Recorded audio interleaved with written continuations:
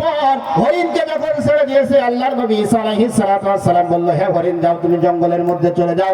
বলতে দেরি হরিণ আবার জীবিত হয়ে জঙ্গলের মধ্যে দৌড় মারছে। বলেন সুবহানাল্লাহ। আল্লাহ করে দৃশ্য দেখার সাথে সাথে ইহুদির মনের ভিতরে ভয় ঢুকছে। আর চিন্তা করে আল্লাহর পয়গম্বর হযরত ঈসা আলাইহিস সালাতু ওয়াস সালাম ওই ভাই ইহুদিকে বলে, ভাই তুমি বলো ওই রুটিটা কোথায় আছে? ইহুদি এক বাক্যে জবাব দেয়, আমি জানি না। বাবা খুব গভীর মনোযোগ সহকারে আর 2 মিনিটের মধ্যে শেষ করে দেব। আল্লাহ একবার কিছুদিন পর যাওয়ার পর আল্লাহর নবী ঈসা আলাইহিস সালাতু ওয়াস সালামের সামনে বিশাল এক নদী ভাসছে। নদীটা পার হবে কিভাবে? নৌকা নাই, লঞ্চ নাই। এইবার ইহুদির হাত ধরে নদীর মধ্যে হাঁটতে হাঁটতে চলে গেছে। ইহুদির পানির মধ্যে পা যায় না। ইহুদি হতবাক হয়ে গেছে, অবাক হয়ে গেছে। পানির মধ্যে হাঁটি কিন্তু পানি পায়ে স্পর্শ করে না। আল্লাহ একবার এক পর্যায়ে যাওয়ার পরে আল্লাহর পয়গম্বর বলেন, যে আল্লাহ তাআলার উসিলায় নদীর মধ্যে হাঁটতে হাঁটতে চলে আসলাম, ওই আল্লাহর কসম করে বলি, বলো তুমি রুটিটা কোথায় রাখছো? ইহুদি বলে, হুজুর আমি জানি না। বললো ঠিক আছে, চলো সামনের দিকে যাই।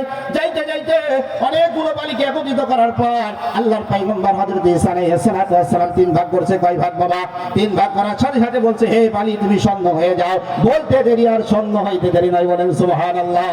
এইবার ইহুদি বলে, হুজুর আমরা আছি 2 জন, আর ভাগ করছেন 3টা, কি বাবার কিছুই বুঝলাম না। হুজুর আপনি তো 2টা ভাগ করবেন। আল্লাহর পয়গম্বর বলে, 8 ভাগ আমার আর 1 ভাগ তোমার, আর 1 ভাগ ওই ব্যক্তির যার কাছে ওই রুটিটা আছে।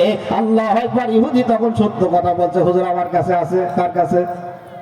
এইবার বলার সাথে সাথে আল্লাহর পয়গম্বর বলেন, এই নাও ভাই 3টা স্বর্ণের টুকরার মালিক হয়ে গেলে তুমি। এই নাও তোমার সম্পদ, তুমি চলে যাও, আমি আমার রাস্তায় চলে যাই। এই বলে আল্লাহর পয়গম্বর সফরের উদ্দেশ্যে বাইর হয়েছে। বাবা পথের মধ্যে একজন ডাকাত 2 জন ডাকাতি করার জন্য হয়েছে। আসার পরে দেখে স্বর্ণের টুকরা নিয়ে একজন বসে আছে। এমন অবস্থায় যাওয়ার পরে ওই ডাকাত দলে 2 জন চিন্তা করে, আজকে থেকে আমাদের আর ডাকাতি করা লাগবে না, ওকে হত্যা করব। হত্যা করার পরে সমস্ত সম্পদগুলো আমরা নিয়ে নেব। ইহুদি চিন্তা করে, ভাই আমাকে মাফ করে দাও, আমাকে হত্যা করার দরকার নাই, আমাকে একবারের মতো সুযোগ দাও। 3 টুকরা আছে, 3 জনে ভাগ করে নি।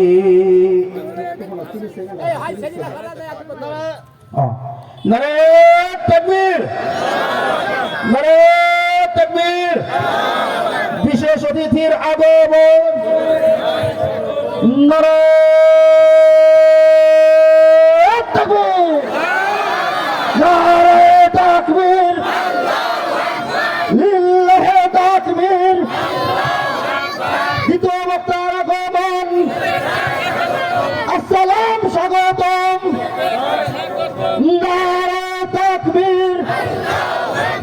কোলাবাড়ির পক্ষ থেকে, কোলাবাড়ির পক্ষ থেকে